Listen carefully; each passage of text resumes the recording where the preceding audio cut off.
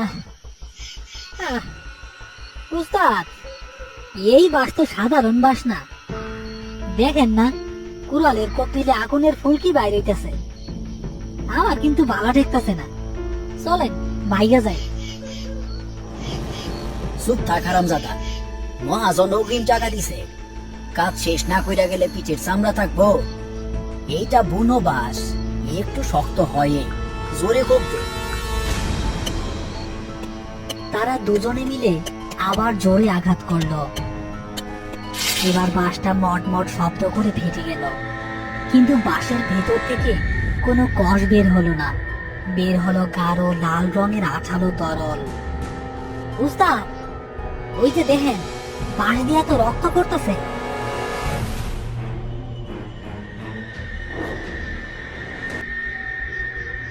দূর বোকা, এইটা রক্ত না, গাছের আঠা। অনেক পুরনো গাছ হইলে আঠা লাল হইয়া যায়। তুই এত ভয় পাস কেন? তাড়াতাড়ি বাসটা নামা। আরিফ মুখে সাহস দেখালেও তার হাত কাঁপছিল। সে জানে কালীদিঘির পাড়ের এই বাঁশঝাড় নিয়ে গ্রামে অনেক কথা প্রচলিত আছে। এই বাঁশঝাড়ে নাকি এক জিনপরীর আসর আছে। বাঁশ থেকে রক্ত পড়া মোটেও স্বাভাবিক লক্ষণ নয়, কিন্তু অভাবের তাড়নায় আরিফকে আজ এই ঝুঁকি নিতে হয়েছে।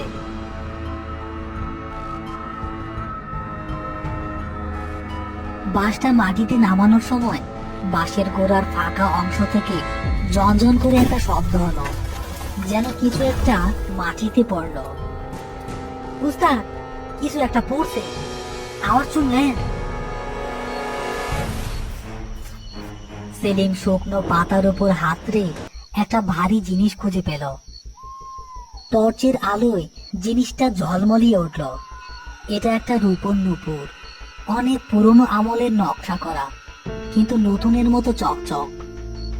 উস্তাদ, দেখেন, খাঁটি রূপার নূপুর, কত ভারী! এইটার দাম তো 1000 টাকা হইব।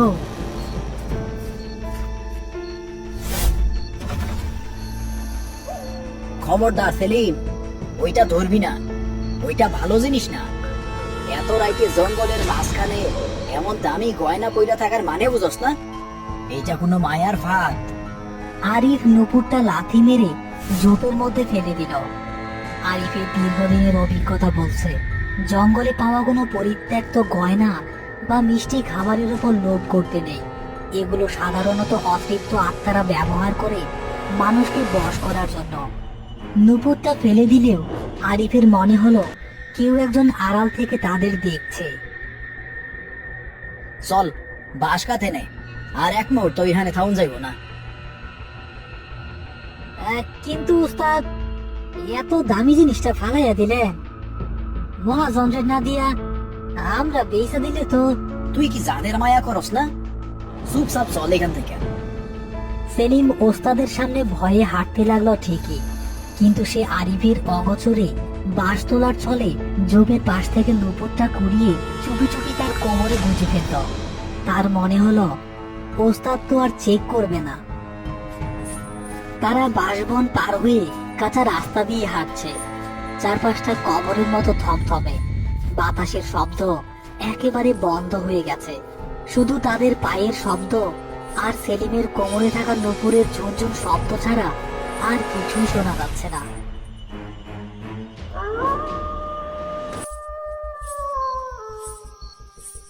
সেলিম, দাঁড়া। কি হয়েছে ওস্তাদ? কিসের শব্দ হয় জুনজুন কইরা? তুই কি নূপুর লগে নিয়ে আইছস? না, না তো ওস্তাদ, আমি কেন নিব? হয়তো বাতাসের শব্দ বা কোনো পোকামাকড় ডাকতেছে। মিথ্যা কইবি না সেলিম, আমি স্পষ্ট শুনতাছি। জঙ্গলের নিয়ম ভাঙলি তুই। ঠিক এমন সময় তাদের কাঁধের ওপর থাকা বাসটা অস্বাভাবিক ভারী হতে শুরু করলো। তাদের প্রথমে মনে হলো সাধারণ ওজন, কিন্তু ধীরে ধীরে মনে হলো যেন বাসের ওপর কেউ একজন বসে আছে। সেলিমের কাঁধ ব্যথায় ভেঙে আসার উপক্রম। ওহ উস্তাদ, বাসটা বাসটা এত ভারী লাগতেছে কেন? মনে হইতেছে পাহাড় ঘাড়ে নিয়ে আইছি, আর পারতাছি না। আল্লাহর নাম পর, জোরে জোরে আল্লাহর নাম পড়। আমি কইছিলাম না ওইটা সাধারণ বাস না। হঠাৎ সেলিম অনুভব করলো তার কাঁধের ওপর দিয়ে একটা লম্বা কালো চুল ভর্তি হাত ধীরে ধীরে নিচে নেমে আসছে এবং তার গলার দিকে এগোচ্ছে। উস্তাদ, আমার আমার গলায় আমার গলায় কেউ হাত দিতেছে, বাঁচান। টর্চের আলোতে দেখা গেল বাসটার ঠিক মাঝখান থেকে দোয়ার মতো একটা আকৃতি বের হয়ে সেলিমের পিঠের উপর চড়ে বসেছে।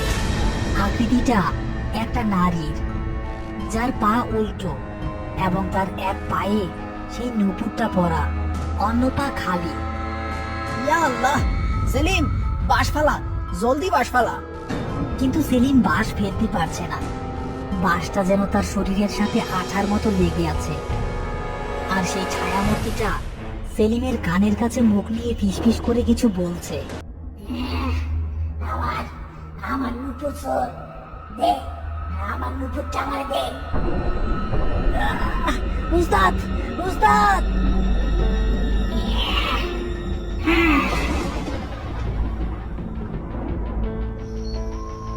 আরিফ কোনো মতে সেলিমকে টেনে হিচড়ে নিয়ে এসেছে।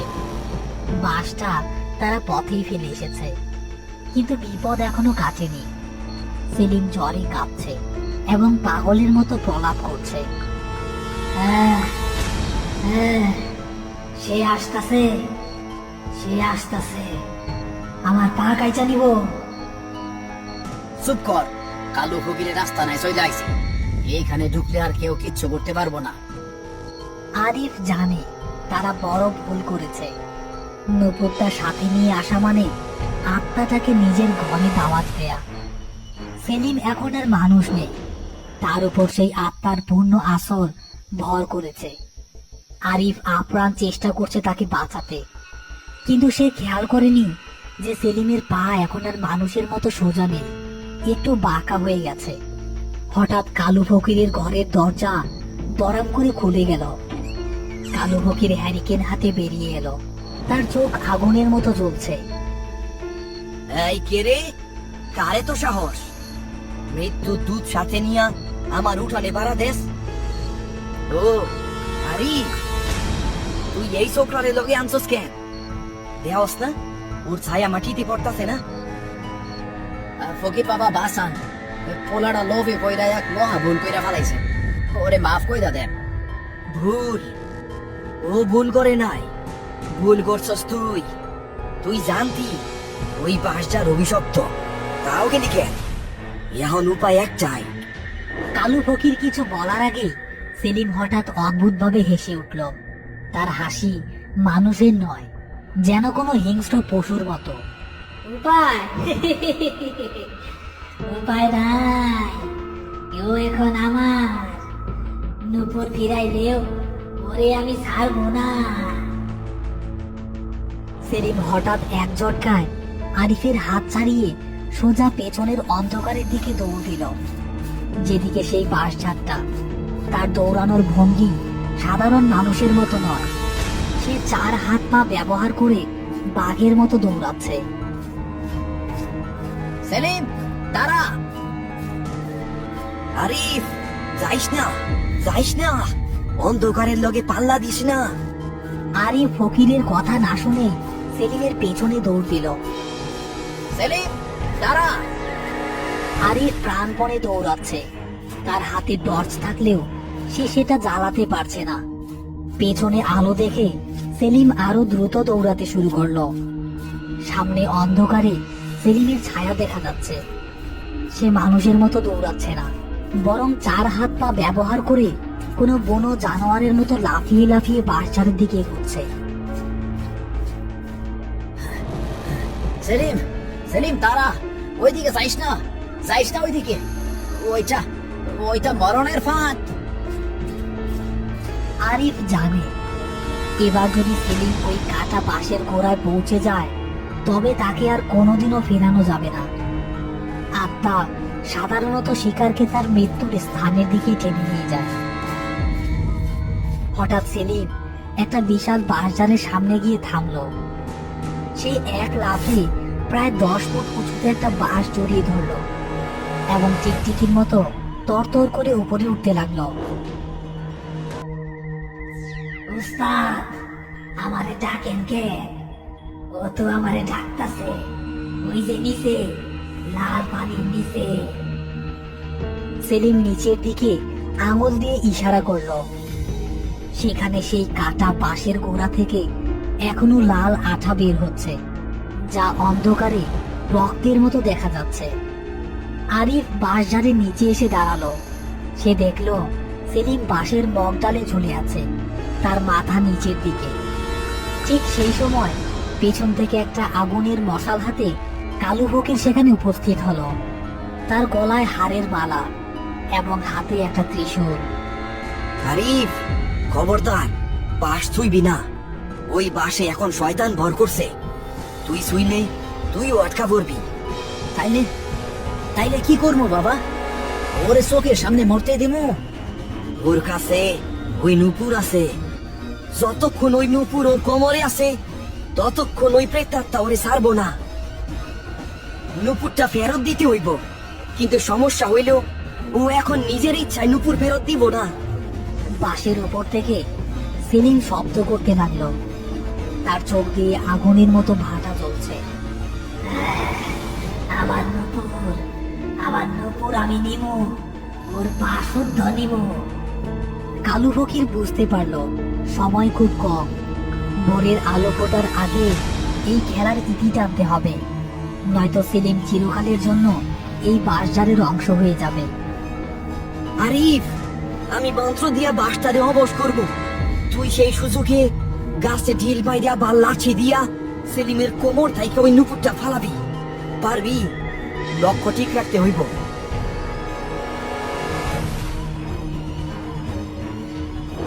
আমি পারবো বাবা, সেলিমের জানের লাইগা আমি সব পারবো। কালু ফকির বিড় করে মন্ত্র পড়তে শুরু করলো এবং হাতের মশালের আগুন বাঁশের দিকে বুলিয়ে বাড়িয়ে দিল। আগুনটা সাপের মতো বাঁশটাকে পেঁচিয়ে ধরল, কিন্তু পোড়ালো না। সেলিম যন্ত্রণায় চিৎকার করে উঠল।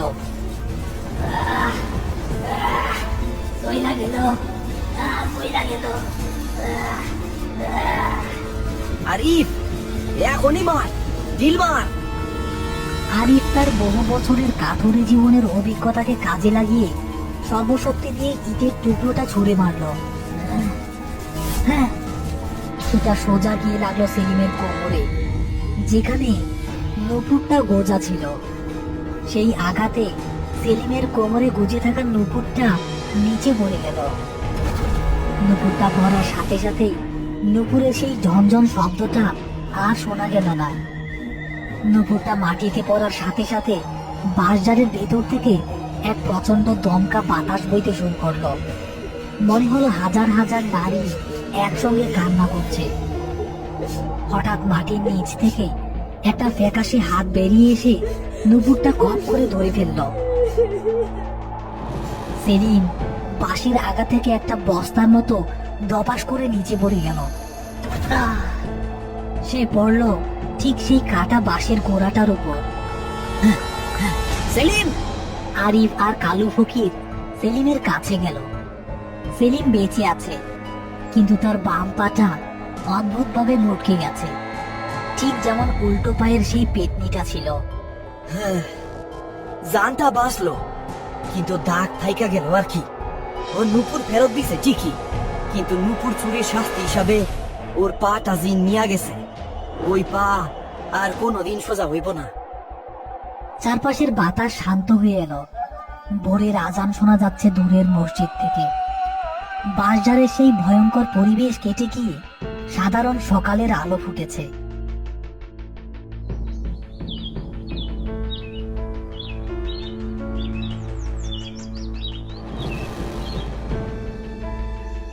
কি রে সেলিম, পায়ে ব্যথা করতেছে? ব্যথা তো করে উস্তাদ, কিন্তু রাইতে যখন ঘুমাই তখন স্বপ্নে দেখি একটা মেয়ে আমারে ধন্যবাদ দেয়, কয় আমার নপুর ফিরাইয়া দেওয়ার লাইগা শুক্রিয়া, নাইলে আমিও মুক্তি পাইতাম না আর তুইও মুক্তি পাইতি না। বাদ দে ওসব কথা, যা ঘরে যা, সন্ধ্যা হইতাছে। মাগরিবের পরে আর ঘরের বাইরে থাকিস না। সেলিম হয়তো বেঁচে গেছে, কিন্তু গ্রামের মানুষ এখনো বলে আমাবস্যার রাতে ওই বাঁশঝাড়ের পাশ দিয়ে গেলে এখন আর একটি নুপুরের শব্দ শোনা যায় না, এখন শোনা যায় দুটি নুপুরের শব্দ। আত্মারা হয়তো তাদের হারানো জিনিস ফিরে পেয়েছে, কিন্তু লোভের পরিণাম সেলিমকে সারা জীবন বয়ে বেড়াতে হবে।